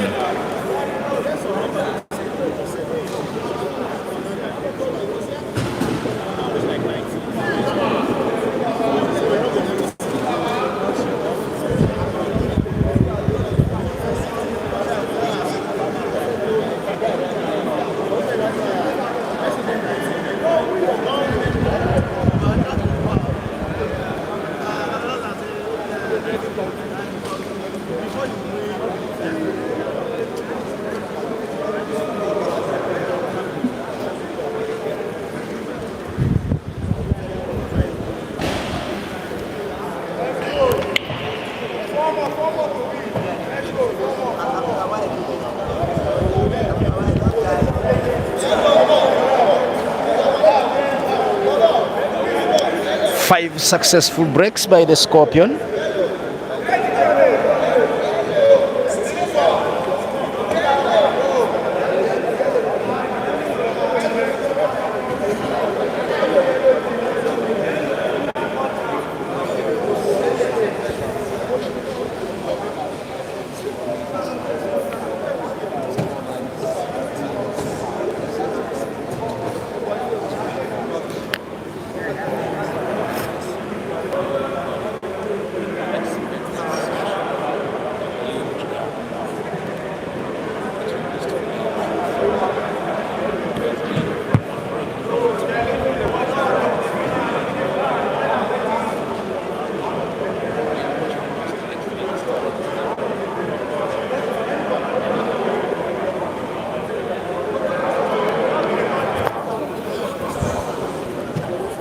This is surely breathtaking pool, dear lovely viewers. The last shadow at sunset growing longer and longer and more impossible at the finish line. The Scorpion King sees a man, the unblinking eye whenever he's spotting balls. Now going for a cannon here. Yes, you're welcome, Bickers. How are you feeling the match? I'm alright. It's the game, it's how it goes. Not every day works out for you. And sometimes when you lose, you can lose real bad. But it doesn't mean you're a bad competitor. It's just how the game works. Sometimes you win some, you lose some. Actually, fans on over online here have been commenting and thanking you for organizing this wonderful comp. They are saying they are enjoying, and if possible, they would like to have another one very soon. They have enjoyed it so much. Thousands and thousands of people are watching online, and they are appreciating. Thank you. Any word for them? Yeah, I thank everyone and tuning in to watch the games. Like I've told people around me, this tournament isn't specifically for players from outside Nigeria. I organized this small comp. I call it a small comp because the idea was just for these money matches to be organized between my players and Caesar. But then, there is no way I would have done this without finding a way to make Nigerians participate in the game. Yeah. But then, not just Nigerians participated. We have players from Burkina Faso, we have players from Ghana. So seeing them turn up is, for me, the most important thing. That I've been able to, in my own little way, done something to unite West Africa and to promote West African pool. So for me, this is a win for everyone, and this is a win for West African pool. Then hopefully I'm looking at a scenario where I organize a much bigger, and it's going to be a first of its kind international comp, where so many other players across other East African countries, South African countries are going to come and enjoy and know what Nigeria is like. But then I appreciate everyone for the good remarks, for the positive comments, and for the support.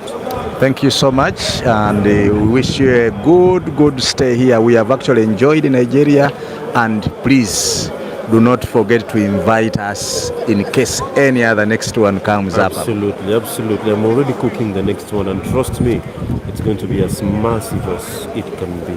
Thank you so much. That has been Big Kel's, dear lovely viewers. He has been giving us an insight and telling us that very soon another one will come, a big one of its kind, where we shall have very many pool players from East Africa and across the world that will be joining in. Big Kel's himself has said, not every day goes your way, and he's actually believing that this one is already a gone match. Dear lovelies, it is already 18-5 in favor of the Scorpion. Sorry for not having flipped the scoreboard. For those watching from the Advanced Talent Agency, I was still having a small talk with the man himself, the organizer of the comp, Big Kel's of Big Kel's Pool Management. We thank him for having taken care of the Ugandan delegation that is in Nigeria currently, and the other delegation of players from Ghana, those from Burkina Faso. By the way, this tournament comprises some Burkinabes, players from Burkina Faso, those from Nigeria, and others from Ghana, Jinte from Malawi, Jerry Gandaganda from South Africa, from Uganda. We have Francis Mukwekwe of Zimbabwe, the streamer, Snookazi, who is always a big brand in Nigerian pool and West African pool. We have Q Sports Ghana, the streamer who talked to you previously. And thank you so much, dear lovely fans, for being here with us and traversing with us this journey of 40, maximum of 41 frames, which might not actually be 41 because Caesar needs only 3 and Jerry needs all of them 16. Can it be a comeback really? Your guess is as good as mine.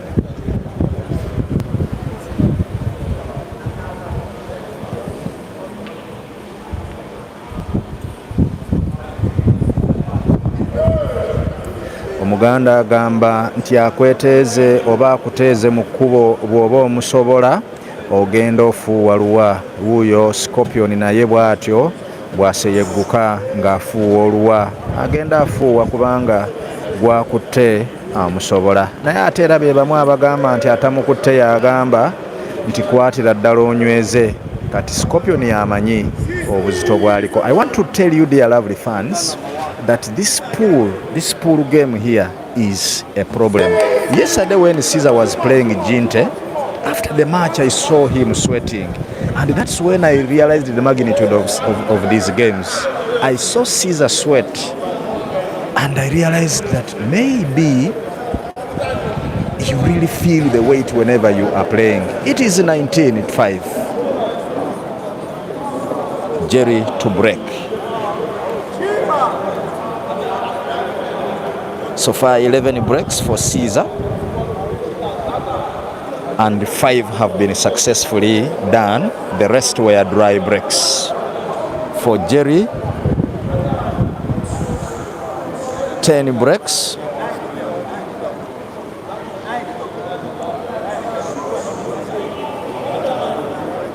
And only 5.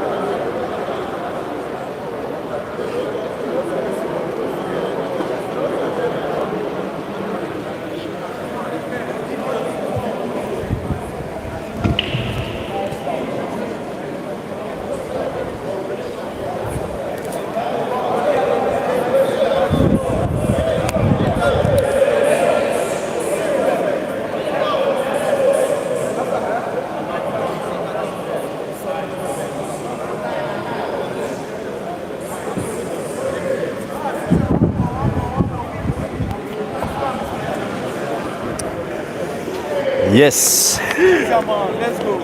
Once again, welcome back from that silence, which was too loud. The arena now no longer feels like a contest alone. It feels like a passage, of course, of time being sealed frame by frame. At 26, with Caesar needing only one, Jerry trying to bring a 7th for himself. Fans are predicting that he might not make it to 10. Now he has snookered himself. What did Jerry find today? Oh dear, he's even laughing at himself, and he has conceded the frame. He has conceded the match. Jeremiah Naido, Ganda Ganda.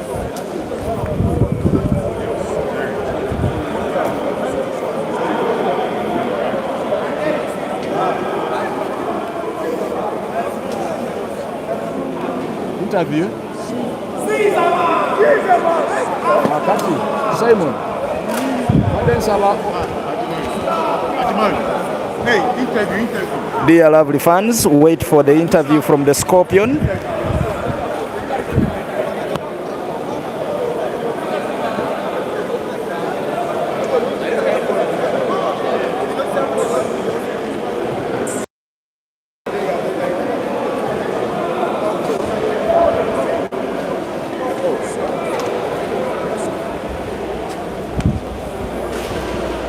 Hamza.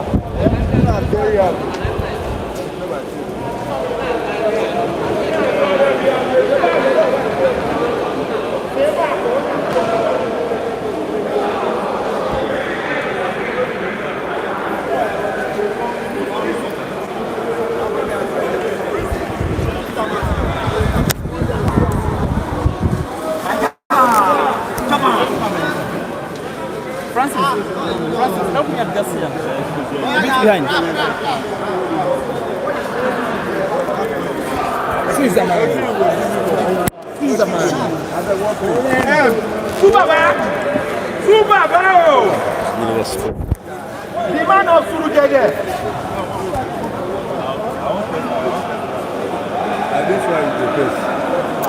All right. This has been one of your best ever performances.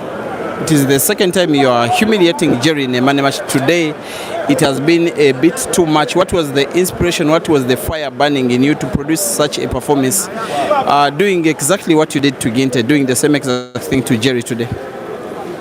I will not say Jerry has played bad, but he has been having a lot of dry breaks. And that gave me a lot of advantage to utilize the frames, which has helped me a lot. And also, the games he has been beating me recently. Back then, he has beaten me in I think like 2 or 3 races where he beat me. In Durban, you couldn't put a ball on the break when he won 21-10. Yeah, he got 15 apples then. In Durban, I had a lot of dry breaks, which happened, which the same thing happened to him today. And the second time we played in Durban, when I went for the which tournament was that? The APA tournament. Yeah. We played when he beat me. Again, decider. I will say I was a bit unlucky, but it's a game which is fine. And from Kenya also, I was leading him 2018, I think. Yeah. Then I started making dry breaks. Then he won the last 3 frames. He played well. Uppers only. He played well, yeah. And I will not say he played bad, but yeah. Now, one final thing. I'm sorry, I'm taking you like off guard, but during the break, I spoke to Jerry's boss. Then said, my player has not played well. If he tells me that he wants a rematch, I will stake for him again. If Jerry asks you for a rematch before leaving Nigeria, will you give him a game? I will play him a rematch in one condition. Okay. In a condition whereby I will play only 3 players again. The condition of the Scorpion to rematch with Jerry is that he rematches with all the 3 big Kills players again. That one goes out to you, Ginte and Ian, as well as Jerry. Thank you for watching, guys. Congratulations, Caesar. Yeah? And the game with Shew is on tomorrow. It's on. Yes. Thank you for watching, guys. May the Almighty God bless you.